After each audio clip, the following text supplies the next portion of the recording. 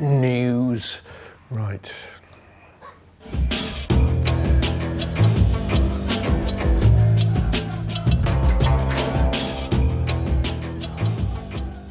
Hello everyone and welcome to Wednesday's Talking Reds in association with Take Your Time.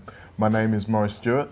This man, which is half man, half coffee, sitting beside me. I've got it on my face. Well, no, it's just that that's all I ever see you with. You've obviously got a cup of it in your hand at all times. In the mornings, I need it. I stop by about 5 cups of tea, actually. Oh, really? By midday, yeah. I'm pretty wired, man. Well, that's good because we've got a great show ahead of us today. We are here in slightly windy Liverpool while the Reds are actually off in the slightly sunnier climes of Marbella, getting in one more warm weather training week before this really intense period of games that starts 6 days away from now. Now, I'm sure you'll start to see the videos from the Marbella trip. You've seen the likes of Ryan Brewster and Alexander-Arnold doing their bits. We're really happy that they're back, but we have covered that. So I wanted to kind of give it a different spin and talk about particularly one guy who isn't there, and that's Dejan Lovren. Now, the fact that he hasn't travelled pretty much confirms that he's highly unlikely to be fit for the game against Bayern Munich. And with Virgil van Dijk suspended for the first leg, that would lead us to a centre-back partnership of Fabinho and Joel Matip. Rob, how do you feel about that partnership going up against Bayern Munich? Not too good, man. I'll be honest with you. I mean, who are they up against? Lewandowski, not Robin and Ribéry, but all possibly. Well, are they going to start? Ribéry might start. I feel like with it being a big away game, they might go for his experience over Serge Gnabry. But Tolisso on the other side. No, it will be Kingsley Coman on the other side. Yeah. You've got the likes of James Rodriguez to deal with, Leon Goretzka. They've got a lot of good attacking players. I think we're going to find out whether or not Fabinho is actually, a centre-half option. Yeah. I mean, he did very well in that cup game against Wolves. In fact, he almost looked like our next best centre-half after Virgil in a certain sense. But this is a whole different thing. Matip's done okay, but everyone does okay with big Virgil next to them. I'd look a centre-half with Virgil next to me for 5 minutes anyway. I don't know. I mean, you could probably head a few away at a corner, but... You'd think. I'm easily knocked off the ball. Ow! I don't take contact well. But I mean, the thing with Fabinho is the thing that I think surprised a lot of people was that his positional awareness was actually really good when he played at centre back. It was. And that was something you'd expect to come later. Now, the problem or the fears I have, as I've said quite a few times on this show before, Joel Matip is not the most streetwise defender. He can sometimes be outthought or outsmarted or even bullied a little bit. And Lewandowski's not lightning quick, but he is up here. And his intelligence of movement and almost the paucity of movement sometimes can catch you off. Yeah. And that's one of the areas I am potentially worried about. But do you think that they won't have enough time to worry about that because we'll be doing so much to them at the other end, maybe? That's got to be the plan. Look, we're at home. I'm happier that this is happening in the home leg than the away leg. Yes. That's the first thing we've got to say. Let's be positive about it. I'm hoping we're on the front foot. I'm hoping Bayern are more or less happy to have us on the front foot and look to hit us on the break. I don't know quite how they'll take it. You never know. Some teams go, sod it, we're not spending the game without our backs against the wall. We're going to take the game to Liverpool. We're going to score an away goal or two, as PSG did at Man U last night. Play that way, have confidence in themselves. You don't know. I think it's as important as how those two centre-backs or makeshift centre-back partnership gets on, is how the centre-mids are set up. Yes. I think this is, although we're now down to, we can guess exactly who those lads are. In fact, Jordan Henderson should be okay. Gini Wijnaldum should be okay, but there have been muscle injuries for both. Naby Keita feels like he's a shoe-in now. He does yeah. It's a loss not having Fabinho in midfield, and it looks like he is going to be that loss. So the only other question sort of becomes, is it the first three I've named there in the midfield, or does James Milner come in? Because Trent should be fine to return. Trent is looking like he'll be back to Trent levels, which means that he will be picked. The interesting one for me, the wild card, is that Fabinho is so important in midfield. Do you see maybe Nat Phillips working his way in? Because he's there, he is in Marbella. There's another couple of. They're looking at wild card options. I don't think that happens. I'd be very, very surprised. there's a possibility of 3 at the back and doing what he nearly did. Which game was it recently? Where he was going to put Henderson and Wijnaldum at the back, I think. Or, he could go with Jordan Henderson as a centre back. I think he's talked about doing that. I can't see past the Fabinho option, really. It has to be the strongest one. Not really. Now, okay, let's extrapolate it further.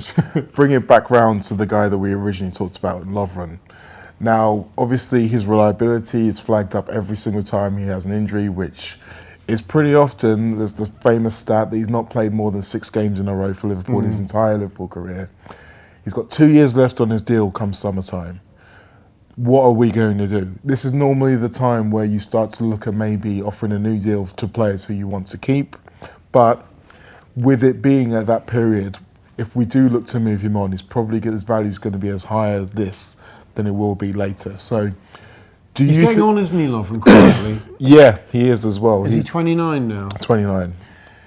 So you're not looking at. I don't think you're looking at top resale anyway.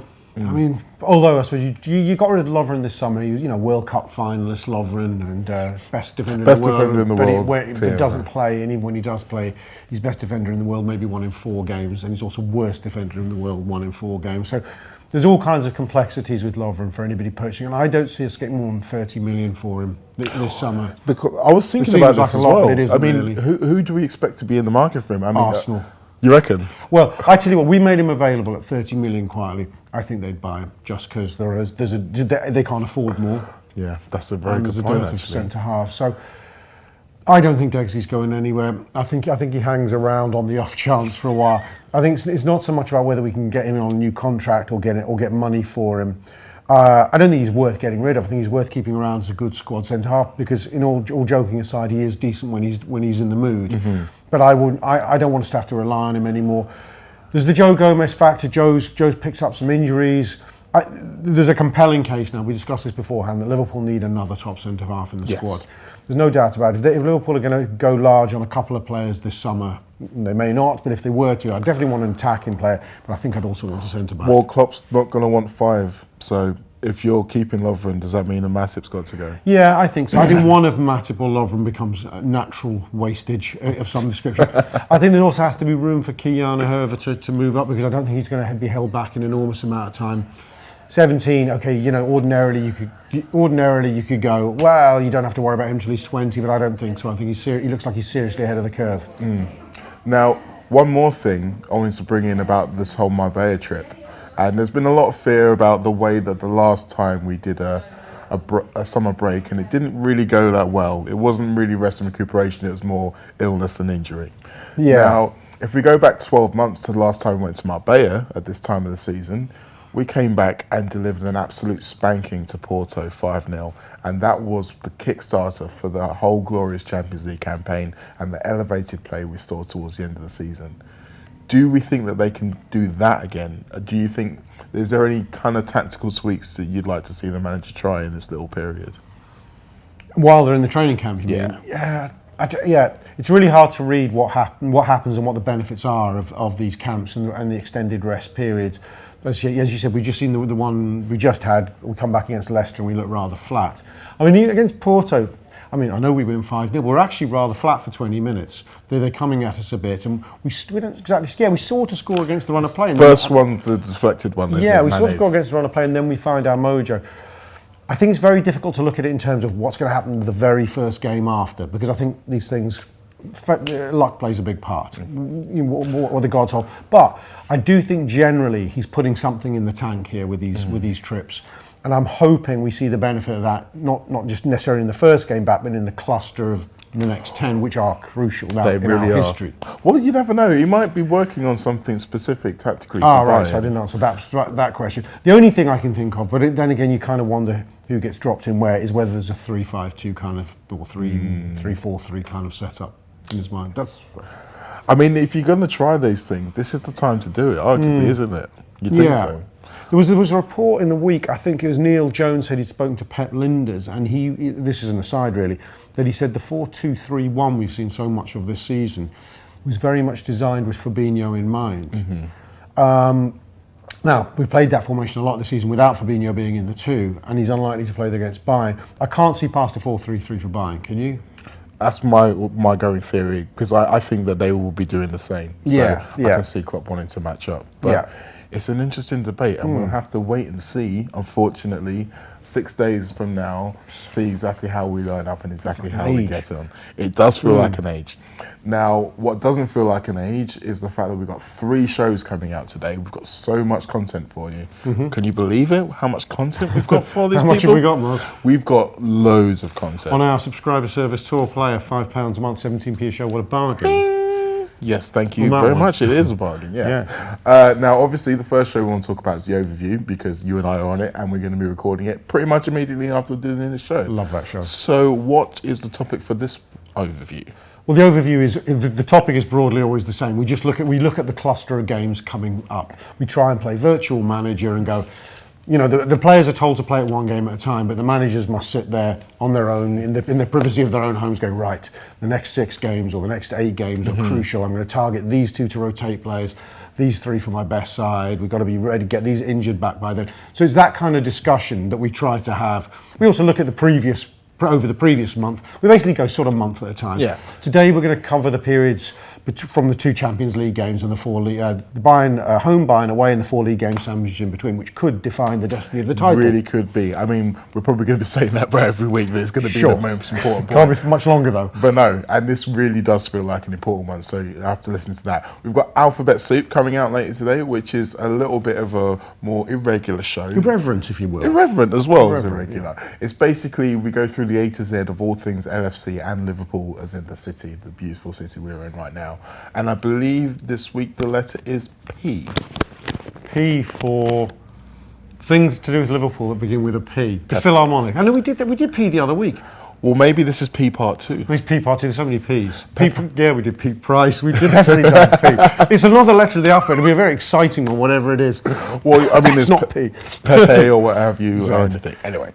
And the third show we've got coming out is part 7 of our Make Us Dream series, going back over the 2013-14 season, and the brilliant book that the lads from this parish put together off the back of that.